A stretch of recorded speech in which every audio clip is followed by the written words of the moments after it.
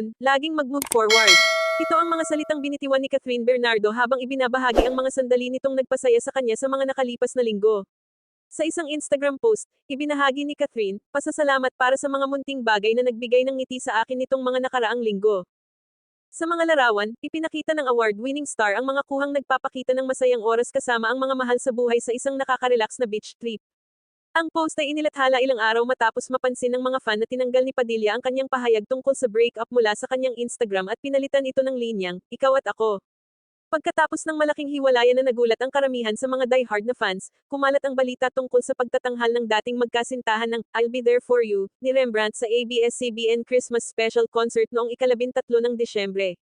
Ini-upload din ng mga fan ang maikling video sa TikTok kung saan makikitang malapit si Padilla kay Bernardo sa Asia Artist Awards kung saan pareho silang nagwagi ng AAA Fabulous Award.